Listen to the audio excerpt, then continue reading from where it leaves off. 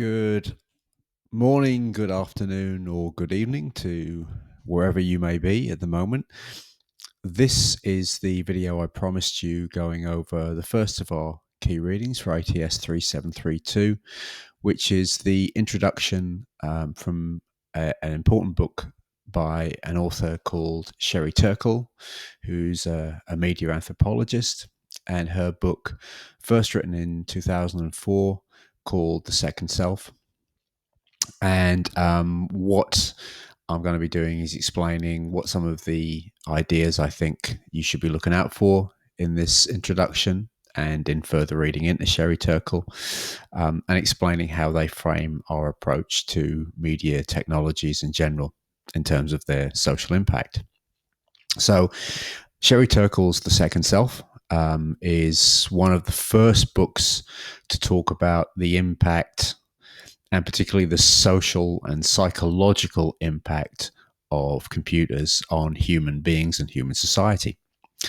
And it's representative of a particular way of thinking about technologies as things that are somehow alive, as things that interact with us, and some things that really don't just do jobs for us, do functional labor for us, but transform how we think about ourselves and society and what's possible and what's not possible. So those are the main themes of the book, and we can tell it's an important book. So many people have written about computers and the social impact, but why are we looking at this one? Well, we're looking at this one for a couple of reasons. Firstly, we know that it's a particularly important book because it's reprinted 30 years after the initial impact. So when Turkle begins writing about computers in 1984, what we know from the reprinting of the book is that her ideas are still deemed to be useful in the age of digital media. And she's writing really before digital media become a common experience, a common part of life. And so what we're going to see is that in many respects, Turkle's book predicted a lot of the ideas and issues and interests that frame current research on digital media. So it's highly relevant to what we're going to be doing. And what I've done is I've set you the introduction from The Second Self as the thing to read. And there are a few things that we can pick up on here. And I suppose as good as a place as any to start is with this phrase here, and the idea that the computer stands between nature and culture. And this is the basic idea behind Turkle's argument that computers really had a significant impact on how we understood what it means to be alive, and therefore rolls over to having an impact on how we understand ourselves, our relationships, and our societies. And this notion of the transmission from nature to culture, of course, she begins with a very evocative anecdote about a boy who emerges from the French woods somewhere in the 19th century, having been raised by wolves, and you can't really get to what's happened to him because he doesn't have a language to explain it. And what this kind of indicates is the way that communication is connected to the traditional nature-nurture controversy. You know, what makes us what we are? Are we born the way we are, or are we enculturated to be the beings that we are through the way that we interact with our external society? Of course, it's both. It's a bit of a false dichotomy. They're just different ways of looking at the same problem. But what Turkle introduces us to here is the idea that that thinking about computers become integral to the question of how we become what we are through culture, through shared values, through shared practices, through interacting with our external environment. And as we're about to see, why pay attention to this particular version of that story? Because it's a story that runs through the humanities. Well, one of the reasons why we might pay attention to Turkle in particular is because her ideas are highly relevant and highly applicable to contemporary social media research.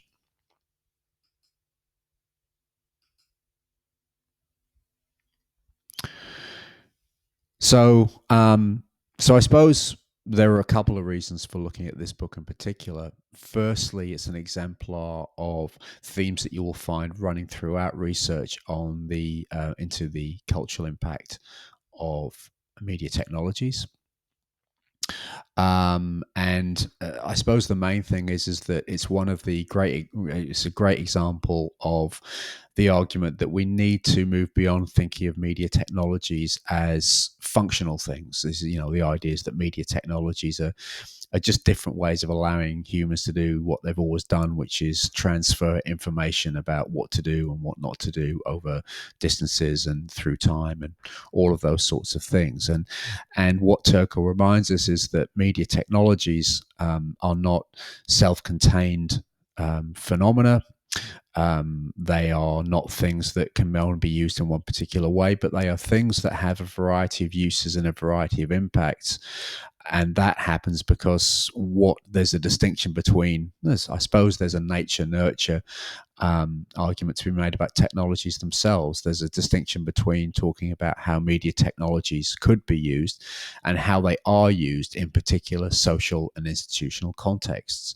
So, what technologies could be and what they become is determined by how they are used in social contexts.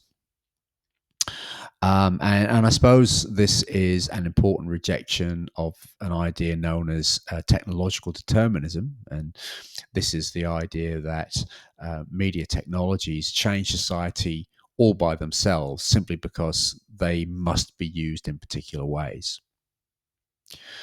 Um, so that's a kind of very limited way of thinking about technologies. So, for example, there's the argument that the printing press led to mass democracy, um, which isn't really the case. You've got the printing press in the 15th century, and then mass democracy really in the 20th century. So you've got 500 years between the two. So the printing press couldn't have led to democracy. There had to be a bunch of other things going on. And we would say the same things about computers. Um,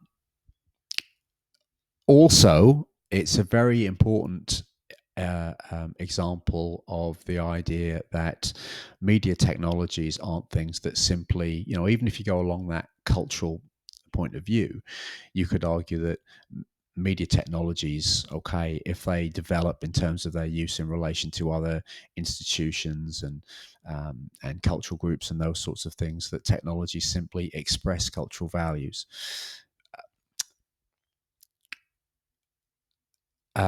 Turkle is not arguing that. What she's arguing is that media technologies, and the computer in this case, they don't cause change to happen, but they play a really important part in in shaping social values. So media technologies don't just express social values; they help shape them in the first place. And the final thing in relation to Sherry Turkle is that it's worth knowing that she's writing in a period where ethnography is emerging as an important tool in media research in general. That is, for the longest time, particularly in North American research, the main research methods were things like mass content analysis, mass surveys, experiments, these sorts of things. And then researchers began to see the value in talking to people about how they used media in everyday life and just gathering all of these stories and looking for the patterns that we could find in them. And Turkle's is an early and extensive example of that process in action.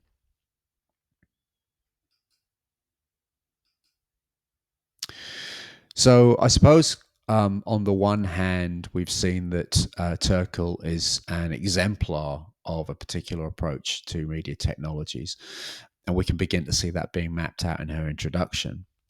But what she does do that's quite unique to her is she manages to come up with some really interesting examples of how media technologies change ourselves, lead how we understand ourselves in a particular direction, and therefore how media technologies have an impact on reality. And a couple of the things that really kind of jump out at me, for example, is she says, well, one of the things that Psychologists began to note, um, after the computer was conceived and became a matter of widespread use, is that children started to think about what it meant to be alive differently. So, in the research of, I believe it's the Swiss psychologist Piaget, um, Piaget noticed that before the computer, children had talked about things that were alive in terms of movement. So, kids, when you tended to, like, so for there's an example where um, Piaget talks about a child who's talking about a cloud as a thing that's alive, clouds in the air. Um, and um, and Piaget asks the child why they think a cloud is alive, and they say, well, because it moves. And what Turkle argues is that increasingly in these sorts of accounts after the computer, you begin to see people thinking about things that are alive in terms of thinking, not moving. And this is to do with, the emergence of the first emergence of technologies that we're very familiar with now, like, for example, Siri on an iPhone, where the notion of speaking to a computer who will speak back to you um, causes us to postulate, causes us to reflect on what's the nature of existence. And we all know that people are very worried today about computers taking over and computers who can think for themselves. And of course, we've been worried about this for a while. And you don't need media theory. To know this, you only need Arnold Schwarzenegger, right? The whole Terminator franchise is about what happens when computers learn to think for themselves. So this is a common trope in social thought, popular social thought over the last 40 years or so.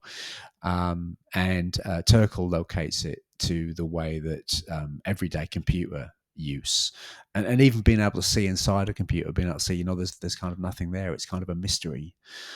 There are none of these moving parts that people are used to in machines. So there's something almost spiritual about a computer.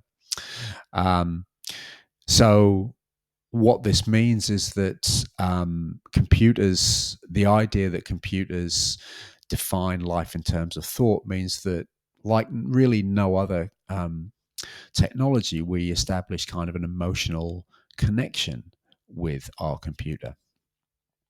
So that's an impact. That's an example of how media technologies have an impact on how we think about the world and actually how we experience the world, how we experience social reality. And in more recent work, um, Turkle has expressed this idea through the notion of the tethered self. And this is the idea that if you look at the way that we experience the world through mobile phones extensively, if you lose your mobile phone, it's a disaster, right? And if you lose access to your mobile phone, it's a disaster. So things like phone contracts, the amount of data we're allowed to use and how we pay for it and so on and so forth have created, we talk about tethered phones. And what Turkle argues is that it's more than about tethering phones. It's about tethering the self. It's about living in a world where we are socially reliant on having access to mobile media, and really become quite anxious and really and very upset if we don't have that access. And this works to the detriment of other sorts of relationships we might have. This works to the detriment of the way that we imagine the social in the first place. So that's my overview to what you should be looking out for in Sherry Turkle's work. And I hope this summary has been helpful to you. Okay, see you in class.